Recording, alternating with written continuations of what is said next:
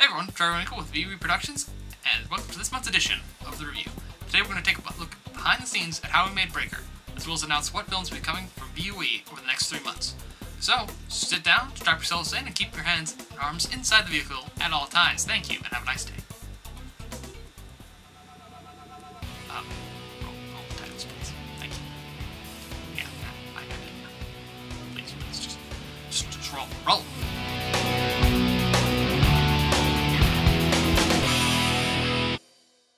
Welcome back. I hope you enjoyed that title sequence. I know, it was riveting. Yeah, I know, it was just titles. I know. Anyway, I should probably explain myself, as this is the first edition of the review, which is already VUE, in case you didn't catch that little bit of, Anyway. So I should probably explain myself. You're all like, what is this, Trevor? What are you talking about? Review? What's going on here? Is this just an announcement, or what's going on? Okay. So the point of the review is basically to expand on the purpose of the original announcements. First off, the announcement started off, I was just telling you what was going on that month. Now I'm going to be taking you a behind-the-scenes look at the video that came in the previous month, and then we're going to be looking forward to the next couple months. At least in this video, it may just be. In the following months, it might just be, the next video. So, without further ado, let's get into the behind-the-scenes of Breaker. So first of all, if you haven't seen Breaker yet, you should go watch it right now. In fact, I'm going to put a link right here, right where my finger is, and you can go and watch the video. Pause this one, click the link, and go see it. I'll leave you a couple seconds. And 3, and 2, and 1.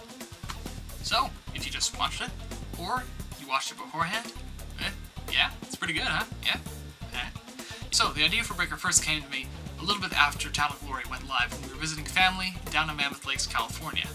Now, some of the ideas have been circling in my head for a while, as evidenced by the Telekinetic Joe trailer a while ago, and I'm sorry, no, that is not coming anytime in the foreseeable future. That was just something I did to test out my skills in editing and effects. So, moving on from that. What was I going to say? So I wrote the whole thing practically in one day on the way back from California.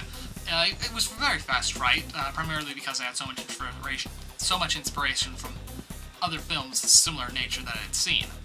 After finishing the script and getting a couple edits from Gabe McDermott and Charlie Durand, good friends of mine who have helped edit my scripts in the past, I began casting. Now, casting was probably one of my least favorite parts of making this movie. The whole thing was a process of coming together and falling apart, coming back together and falling apart. First off, the cast, I asked a couple people, and then they all said they could, and then they said they couldn't. And so I asked another round of people who said they could and then said they couldn't, and eventually I ended up with a cast of Liam Baining, Emma Bloomquist, and Gabe McDermott. I'm not saying they weren't wonderful. They were absolutely great, and I really appreciate all of your help in making this film. I'm just saying I was slightly frustrated at not being able to find the cast until 2 or 3 days before we began filming. Now, speaking of filming, it all took place in a 3-day period in 3 different locations.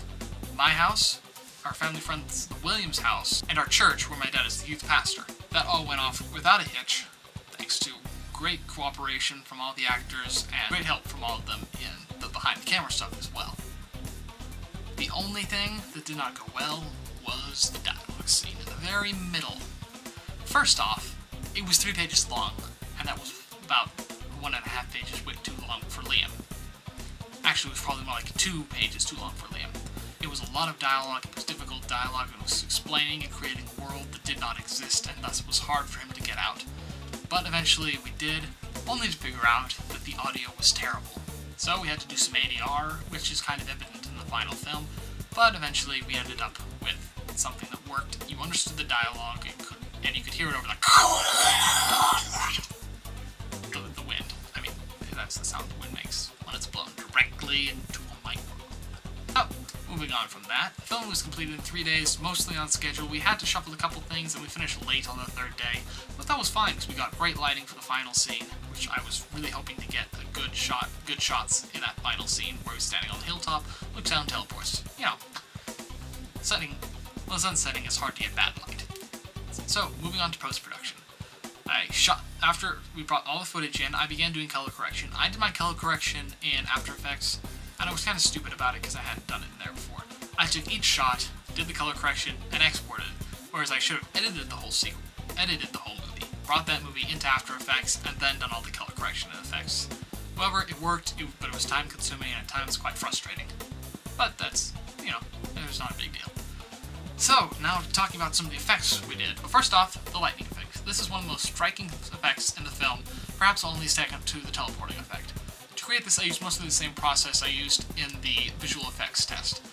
I just had the actor shoot lightning with his hand, or at least make what he thought it would look like if he was shooting lightning out of his hand. Then in post, I added a lightning effect and a lens flare. Now, in the original visual effects test, I used After Effects' default lightning effect because I didn't understand how the advanced lightning worked. And it worked okay, but a lot of it looked like crap.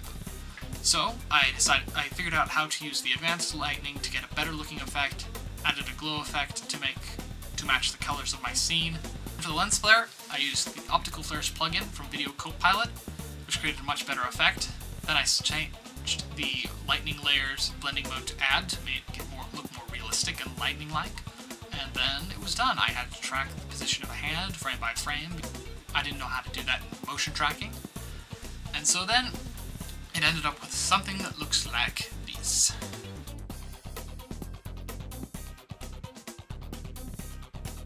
And it looks pretty nice in most scenes. There are a few scenes where I hadn't quite figured everything out and it didn't look quite as nice as it should have, but, you know, such is visual effects. So, now the teleporting effect. The teleporting effect is used many times in the film, perhaps a little bit more than I would have liked, but that's beside the point.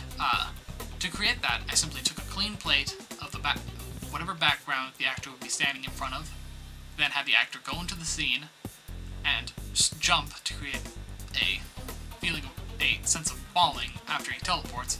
Then in After Effects, I added a charge element from VUE Copilot's Action Essentials, tinted it blue, set the blending mode of one to add and the other to hard light.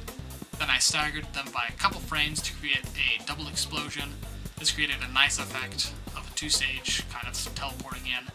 So then, to create kind of environmental interaction, I added a dust element that flares out from the bottom of the teleporting effect to show that whatever dust was on the ground is being displaced by kind of a shockwave of air. So, that's how we do most of the effects.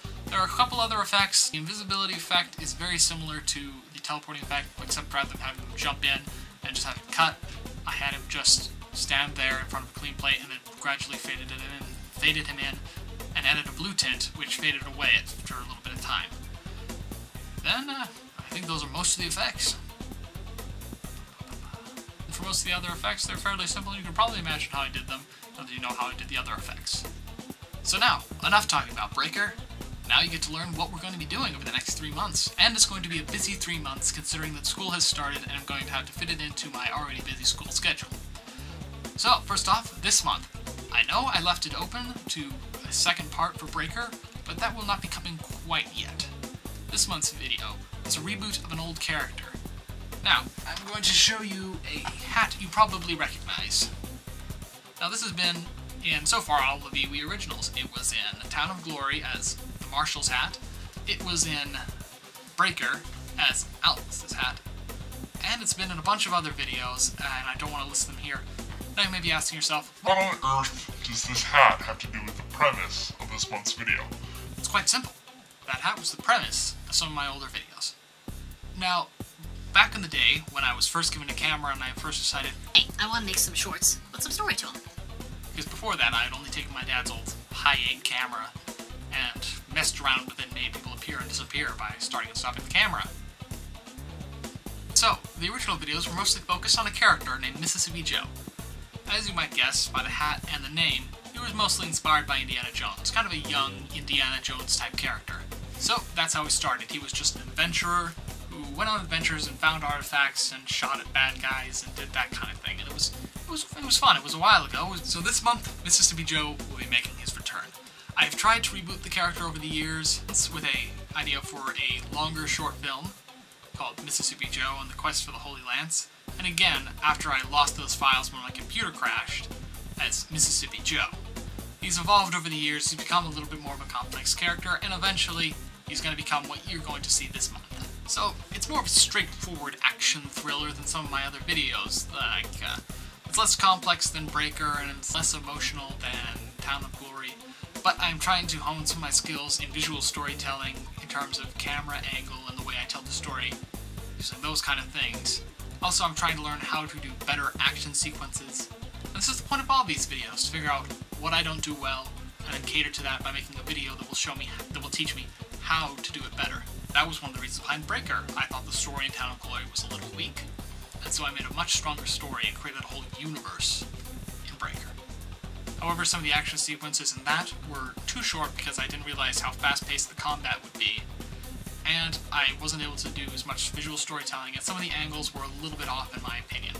So I'm going to try and fix that with this one, and so you'll continue to get better and better films from me as I learn from what you guys suggest and what I see in my own films. As I often say, I am my worst critic. I see what I do wrong in every sequence, and so I try to use those as a learning opportunity. And so that's about it. I hope you enjoyed this edition of the review. Oh no, that's not quite it, is it? I promised that I would announce 2 more films, and so here they are. Following this month's video, the Mississippi Joe reboot, for which I do not currently have a title, sorry, there is going to be 2 more parts to Breaker. Parts 2 and 3 of Breaker will be coming in October and November. Back to back, no more messing around with a extra short between them. It's just going to be bam bam, and you have the whole story.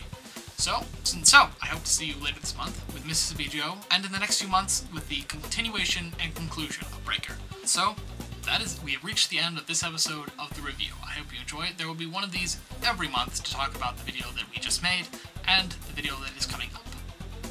So, for now, enjoy your day, enjoy your week, enjoy your month, and enjoy the films that you watch. This is Trevor Van Winkle from VUE Productions wishing you all of the above.